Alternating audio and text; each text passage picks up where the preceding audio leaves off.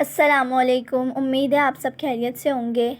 आज का जो हमारा टॉपिक है वो है hormones of the interior pituitary. सबसे पहले जो न्यू स्टूडेंट है उनको पता होना चाहिए कि इंटीरियर पिट्यूटरी ग्लैंड है क्या, कहाँ पर है, क्या काम करते हैं। तो मैं थोड़ा सा पिछले लेक्चर से ओवरव्यू दे देती हूँ कि पिट्यूटरी ग्लैंड जो है वो हमारे ब्रेन में है और हाइपोथैलेमस से कनेक्ट है। हाइपोथैलेमस हमारे ब्रेन का एक पार्ट है, उससे ये कनेक्ट है स्टॉक लाइक स्ट्रक्चर से जिसका नाम है इनफंडिब्यूलम। अभी मैं आपको दिखाती भी हूँ। अब हम देखते हैं कि उसके हमारा जो इंटीरियर पिट्यूटरी है उसमें 6 हार्मोन है। सबसे पहले पता होना चाहिए पिट्यूटरी ग्लैंड कितने हिस्सों में डिवाइड है। तो हमारा पिट्यूटरी ग्लैंड 3 हिस्सों में डिवाइड है, interior pituitary gland, posterior pituitary और मिड मिड मीडियन लोब कह लें आप। अब हम आ जाते हैं, हमने पहले पढ़ लिया 2 लेक्चरों में कि हमने पहले पढ़ा था हाइपोथैलेमस और पिट्यूटरी ग्लैंड में एक चैप्टर, एक उसमें ये पढ़ा है, मैंने पढ़ाया है वीडियो में, और दूसरे में मैंने ये पढ़ाया है कि पोस्टीरियर के हार्मोन कितने थे और उनके क्या फंक्शंस थे। आज का जो हमारा टॉपिक है वो है hormones of the interior pituitary. तो मैं आप लोगों को इंटीरियर पिट्यूटरी के बारे में बताते चलूँ। इंटीरियर पिट्यूटरी के में 6 हार्मोन्स हैं जो ये खुद बनाते हैं, जबकि पोस्टीरियर पिट्यूटरी में हार्मोन्स हाइपोथैलेमस में बनकर आ रहे थे। और इंटीरियर पिट्यूटरी के जो हार्मोन्स हैं वो वर्क करते हैं एंडोक्राइन ग्लैंड में, इसलिए इनको मास्टर ग्लैंड भी कहा जाता है। अब इंटीरियर पिट्यूटरी के 6 ग्लैंड हम उनको पढ़ेंगे और ये देखेंगे वो जो है हार्मोन्स वो कहाँ से रिलीज़ हो रहे हैं, कौन उनको रिलीज़ कर रहा है। सबसे पहला हमारे पास है ग्रोथ हार्मोन। इसका क्या काम होता है, ये इफ़ेक्ट करते हैं ग्रोथ एंड डेवलपमेंट को, ये वर्क करते हैं ग्रोथ एंड डेवलपमेंट में। अगर हम बात करें, अगर एक बच्चा है तो ये उसमें हेल्प करेंगे, उसके हेल्प करेंगे स्केलेटल में, मसल में, ताकि उसकी हाइट बढ़े। ये क्या है, ग्रोथ, हाइट बढ़ाने के लिए, डेवलपमेंट के लिए। अडल्ट में भी ये काम करते हैं। अब हम आ जाते हैं, जब ग्रोथ हार्मोन में हमारे डिफिशिएंसी हो जाए, कमी हो जाए तो क्या होगा। अब हम ड्वार्फिज्म उसको कहते हैं, छोटे कद को कहते हैं। अगर क्या होता है, हमारे जो ग्रोथ हार्मोन अगर कम हो जाते हैं तो हमारा कद जो है वो छोटा रह जाता है, इसलिए मैंने ड्वार्फिज्म से लिखा है स्मॉल हाइट। अब हम आ जाते हैं, अगर ये ज़्यादा हो जाए, ओवर सेक्रीशन हो जाए, ये हमारे बॉडी में ज़्यादा बनने लगे। अगर हमारी बॉडी में ये ज़्यादा बनने लगे, किस स्टेज में, चाइल्डन स्टेज में, तो ये कहलाएगा गिगनेंटिज़म। और अगर ये हम जब अडल्ट हो जाए, बड़े हो जाए, तब हमारे बॉडी में इसकी सेक्रेशन इंक्रीज़ हो जाए तो ये कहलाएगा एक्रोमेगैली। अब हम एक और इसके इम्पॉर्टेंट ये है कि ये हेल्प कैसे करते हैं हमारे ग्रोथ में। तो हमारे ग्रोथ के लिए सबसे पहले प्रोटीन चाहिए होता है सेल को, कि वो प्रोटीन सिंथेसाइज करते हैं और हमारे मसल वगैरह अच्छे से वर्क करते हैं और डेवलपमेंट में ज़्यादा असर होता है। तो हमारे ये क्या है, सेल के अंदर अमाइनो एसिड जो प्रोटीन का बना होता है वो हमारे सेल के अंदर आते हैं, हमारे सेल स्ट्रॉन्ग हो जाते हैं, वो ज़्यादा देर तक वर्क करते रहते हैं, तो इसलिए ये हमारे ग्रोथ में ज़्यादा हेल्प करती हैं। अब हम आ जाते हैं, ये हमारा दूसरा है थायराइड स्टिमुलेटिंग हार्मोन। ये अब हम आ जाते हैं, सबसे पहले आपको ये पता होना चाहिए जो थायराइड स्टिमुलेटिंग हार्मोन हैं इनको भी कोई ना कोई निकाल रहा होगा। ये बने तो हैं पिट्यूटरी ग्लैंड में, लेकिन ये कब तक वर्क नहीं करता, आप लोगों को मैंने पहले भी पढ़ाया था कि जब तक हाइपोथैलेमस में से एक सिग्नल ना मिल जाए तब तक ये अपना वर्क नहीं करते, ये जब तक नहीं निकलते काम करने के लिए। तो थायराइड स्टिमुलेटिंग हार्मोन को भी कोई निकालेगा कि जाओ भाई अपना काम करो। तो थायराइड स्टिमुलेटिंग हार्मोन को निकालेगा कौन, हाइपोथैलेमस से एक सिग्नल आएगा जो कौन देगा, थायरोट्रोपिन, के रिलीज़ करो थायराइड स्टिमुलेटिंग हार्मोन को। इसका दूसरा पॉइंट है, it is subjected to negative feedback by thyroxine, it act on the thyroid gland and regulate its secretion. सबसे पहले मैंने बताया आप लोगों को, जो थायरोट्रोपिन है वो रिलीज़ करता है थायराइड स्टिमुलेटिंग हार्मोन, और थायराइड स्टिमुलेटिंग हार्मोन थायराइड में जाके थायरोक्सिन रिलीज़ करते हैं। जब हमारा बहुत ज़्यादा थायरॉक्सिन हो जाता है तो वो हमारे ब्रेन के पास जाता है, जो हाइपोथैलेमस है उस वहाँ जाता है, या तो इंटीरियर पिट्यूटरी के पास जाता है कि बहुत ज़्यादा हो गए, अब स्टॉप कर दो। अभी मैं आप लोगों को डायग्राम से समझाती हूँ। उसके बाद आता है एड्रीनोकॉर्टिकॉइड हार्मोन।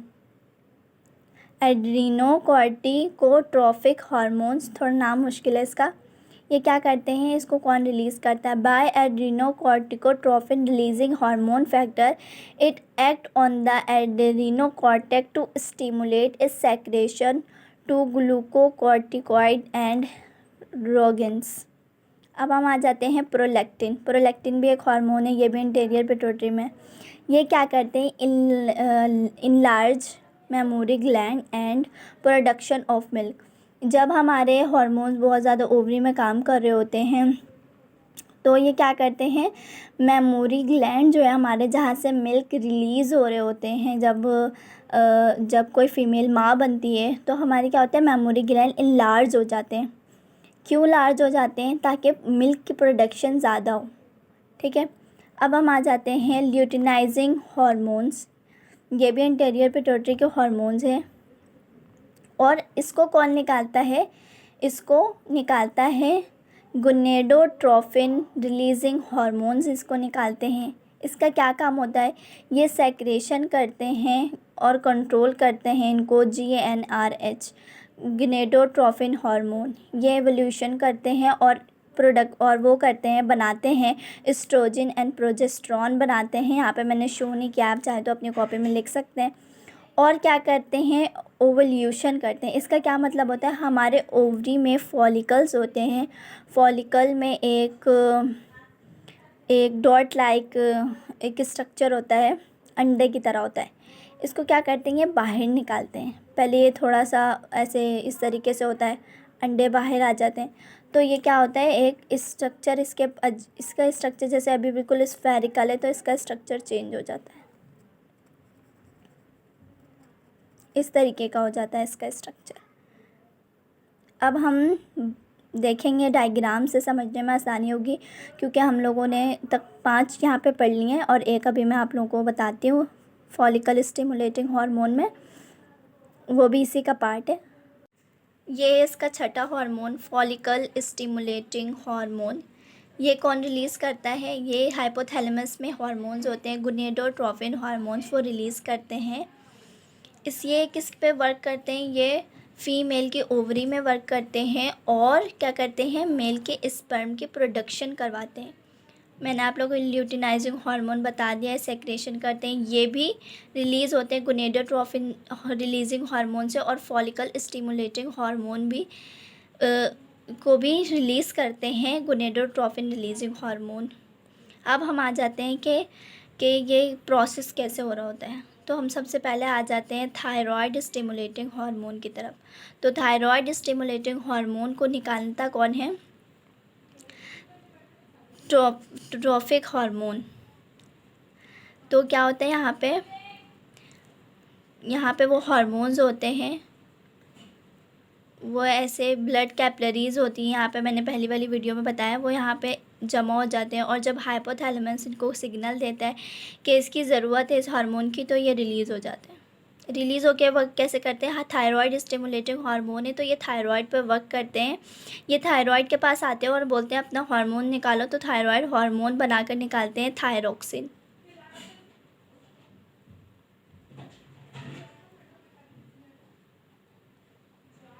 थायरोक्सिन कि कैसे एक हार्मोन ने दूसरे हार्मोन को बोला तुम रिलीज़ हो जाओ, और दूसरे हार्मोन तीसरे हार्मोन से कहता है तुम रिलीज़ हो जाओ। जब इसकी ओवर प्रोडक्शन हो जाती है, यहाँ पे बहुत ज़्यादा थायरोक्सिन होता है, तो ये इसको स्टॉप कैसे करते हैं? ये दोबारा पिट्यूटरी ग्लैंड के पास आ जाते हैं, या तो फिर ये डायरेक्टली हाइपोथैलेमस के पास जाकर बोलते हैं कि बहुत ज़्यादा हो गया, अब स्टॉप करो। इसी तरीके से एड्रीनोकॉर्टिकोट्रोफिक रिलीजिंग हार्मोन है, उसको कौन रिलीज़ करता है? कॉर्टिकोट्रोफिक हार्मोन्स रिलीज़ करते हैं। यहाँ पे वो हार्मोन्स होते हैं, वो भी यहाँ पे आते हैं ब्लड कैपिलरीज़ के ज़रिए और रिलीज़ होते हैं, रिलीज़ करवाते हैं एड्रीनोकॉर्टिकोट्रोफिक हार्मोन्स को, जो वर्क करते हैं हमारे किडनी में। अब हम आ जाते हैं, और कौन सा हार्मोन आ गया, अब हमारा आ गया ल्यूटिनाइजिंग हार्मोन।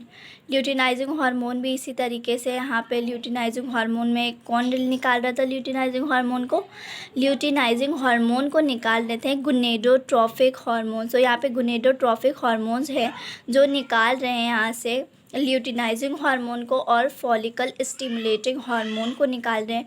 तो फॉलिकल स्टिमुलेटिंग हार्मोन क्या करते हैं, ये वर्क करते हैं फीमेल की बॉडी में और मेल की बॉडी में। ये फीमेल की बॉडी में ओवम को मैच्योर करते हैं।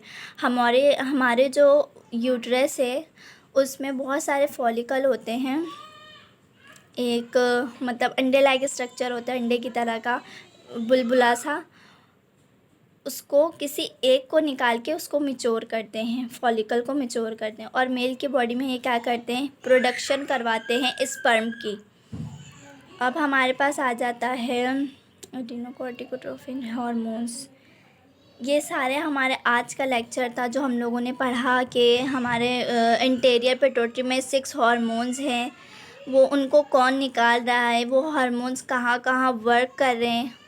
अब हम लिखेंगे इसके इम्पॉर्टेंट पॉइंट्स। अगर हम इसके इम्पॉर्टेंट पॉइंट्स लिखना चाहें तो अब हम आ जाते हैं इसके इम्पॉर्टेंट पॉइंट्स की तरफ। तो इसके इम्पॉर्टेंट पॉइंट्स लिखे मैंने यहाँ पे। Hypothalamus connect interior pituitary with the help of infundibulum. Hypothalamus interior pituitary से कनेक्ट हुए में हैं, एक धागे की तरह का एक स्ट्रक्चर, इसको बोलते हैं हम लोग इनफंडिब्यूलम। इसका दूसरा पॉइंट है इंटीरियर पिट्यूटरी कंटेन्स 6 हार्मोन्स, उसके नाम है TSH, थायराइड स्टिमुलेटिंग हार्मोन, और हाइपोथैलेमस से इसको निकालते हैं ट्रॉफिक हार्मोन्स, ट्राइट्रॉफिक हार्मोन्स। और कौन सा है, FSH, फॉलिकल स्टिमुलेटिंग हार्मोन, इसको कौन निकालता है, gonadotrophic releasing hormone. ACTH, adrenocorticotrophic releasing hormone, इसको कौन निकालता है, कॉर्टिकोट्रोफिक रिलीजिंग हार्मोन निकालते हैं जो हाइपोथैलेमस में होता है। हमारे ग्रोथ हार्मोन को भी हमारे इंटीरियर पिट्यूटरी में होते हैं, ये भी निकल रहा होता है, हाइपोथैलेमस से सिग्नल आ रहे होते हैं तो। और LH, ये भी हार्मोन्स है, ये भी निकल रहा होता है जब हाइपोथैलेमस में जो हमारे हार्मोन होते हैं वो निकाल रहे होते हैं, उसको कौन से हार्मोन होते हैं, गोनेडोट्रोफिक रिलीजिंग हार्मोन। और ये हमारा आ गया प्रोलैक्टिन। प्रोलैक्टिन वर्क करते हैं मेमोरी ग्लैंड में, मिल्क प्रोडक्शन करवाते हैं मेमोरी ग्लैंड में, और ये प्रोडक्शन करवाते हैं और मतलब के प्रोड्यूस करते हैं, बनाते हैं प्रोजेस्टेरॉन